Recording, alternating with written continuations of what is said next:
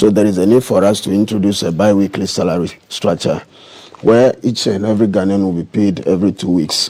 And that will also call for us to review the single spine salary structure. The minimum wage, exactly. To catch is 18 Ghana cedis, 15 pesos. Exactly. That for you is not enough? No, not at all, because any worker in Ghana that takes home less than 3,000 Ghana cedis is definitely suffering.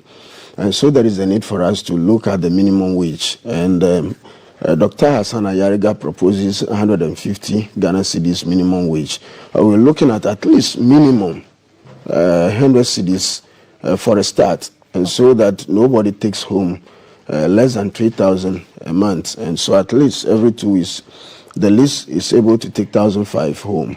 And I believe that that will really help us to be able to improve upon the living standard of ordinary Ghanaians. Why do you think previous governments or even the current government has not been able to increase the minimum wage? Well, politicians generally don't want to see the betterments of the citizens, because they believe if they empower the citizens are rich and well-to-do, they will challenge them. You think it's not because we don't have the capacity? No. Wastages in the system alone, the money that we spend on politicians alone is so high.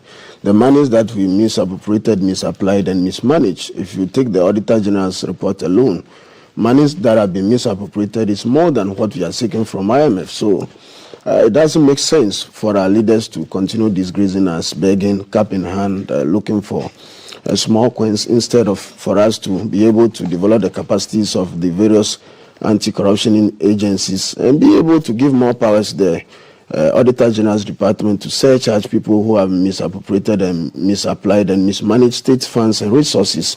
Surcharge and be able to recoup these monies into the consolidated fund. We use these monies to develop this country.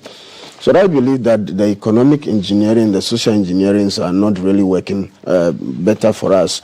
So there is the need for us to look at it proactively from the angle that we need to improve upon the economies of scale. When you take over, Ghana will still have had the debt of over 700 billion Ghana cedis. Around 761 billion Ghana cedis currently. Right. You have to deal with that before all of this salary structure is improved and all of that. How do you intend to service this debt and not go back to the IMF and the World Bank, the Bretton Woods institutions? It's so interesting. It sounds like a complex issue, but the answer is simple. What we wanted to do is, number one, the first 100 days, we were able to establish an anti-corruption task force that will coordinate the works of all the anti-corruption institutions. The first 100 days. Exactly. We established an anti-corruption task force. And this task force will have the responsibility, the mandate, the responsibility to coordinate the activities of the anti-corruption institutions, like the EOCO, like the SRAJ, Attorney General's Department, the State Attorney, Special Prosecutor, Police CID Unit, Controller and Accountant General Department, the Auditor General's Department. We realized that monies have been misappropriated, misapplied, misused. Monies that have been embezzled, monies that are meant for state agenda has gone into individual pockets. And looking at the Auditor General's report alone, we are going to set up a new commission, and this commission, vis-a-vis the anti-corruption task force, we are going to re-audit and re-investigate every major government project and programs for the past 20 years. And we realize that monies that have been misappropriated will be recouped for the state use. That is one. Two, then we're also looking at how we can generate revenue domestically. And so I'm looking at the property rates, because there is already high taxes already on Ghanaians, and we are working seriously to even reduce taxes, because the cost of doing business is so high, even cost of data is so high, utilities are so high, water bill, electricity bills are so high.